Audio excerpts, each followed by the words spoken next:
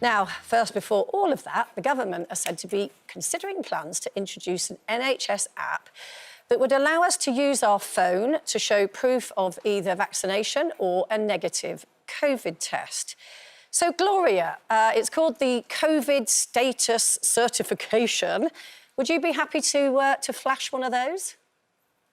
100%, because having lived for decades in Northern Ireland, I got so used to producing evidence all the time, and I've nothing to hide. And so our driving license, for example, had a photograph on it. So I'm used to it. And to be honest with you, I do understand that there will be people with medical reasons who'll have to find a different system of a test or whatever. And some, of course, another question, who won't have it at all. But for me, I'm happy to do it. If it gets me on a holiday or gets me into a lovely restaurant with my children or just gets me together with my family, I'm happy to produce anything, quite frankly.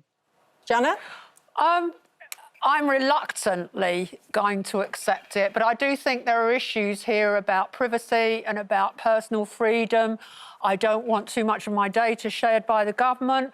I also think it's going to be inevitable because it's going to be driven by business, and business is already saying to the government, we're going bust, you know, do you want to carry on funding us forever? So it's not just the hospitality industry. They've got a point, though, haven't they? I mean, they are have going got bust. a point, and also there's musicians, there's concerts, performances, the theatre. None of this can reopen without people feeling safe.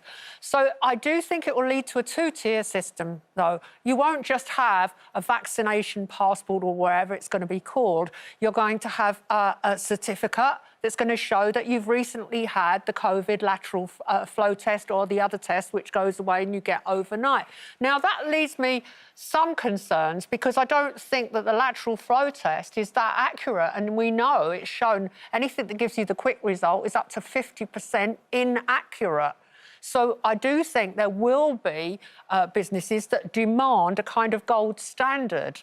And that's not good news for the people who, for all sorts of reasons, don't want to have a vaccination. And also, of course, there's the financial issue because, of course, you'd be expected to personally foot the bill for these tests. Absolutely. So if you want to go out to a restaurant and you haven't had a vaccination, you are going to have to pay for testing. And they can ask for, you know, they will be asking for different kinds of tests.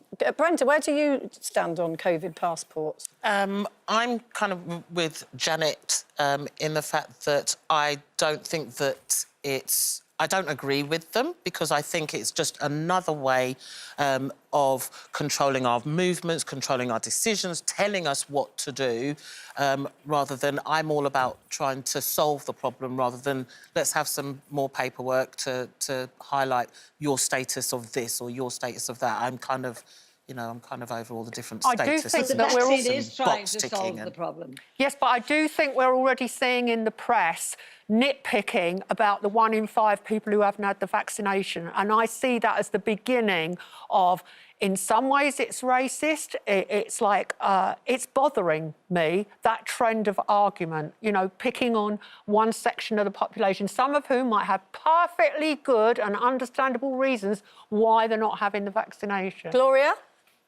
No, what I was saying is that at least they're trying to solve the problem with giving the vaccine. I mean, this is such a serious world issue that we haven't had to deal with before. I'm interested, though, because I've already said that in Northern Ireland, when I had to produce all sorts of documents, I have nothing to hide, so I didn't care. I produced it, and I would still do the same thing with the vaccine. What are you so worried about in terms of privacy?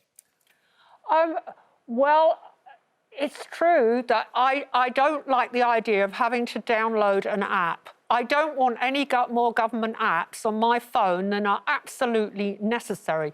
Also, having this vaccination passport or whatever it's called won't make me taking a foreign holiday feel more safe because even though I've had a vaccination, I can still carry the virus and I can still be around people. Although it's a very small percentage of risk, that risk is still there. So it doesn't eliminate COVID. And as Boris Johnson said the other night, we've got to learn to live with COVID for the foreseeable future. But also, you're like me, you Janet. love your travel, you go to Australia, etc., all the time. Yeah. Surely you would show your vaccine certificate if only to travel. Gloria, I'm saying I would because it's going to be the only way that I can get into Australia. And also, in the past, I've had to have vaccinations to go to Africa and show all of them and vaccine passports. I would happily do it. If it gets me on a plane and gets me away on holiday, I'll happily do it. Number 10 told us we will review whether vaccine passports could play a role in reopening our economy, reducing restrictions on social contact and improving safety. They're going to set out the conclusions in advance of step 4, which will be, I think, June 21, probably at the earliest.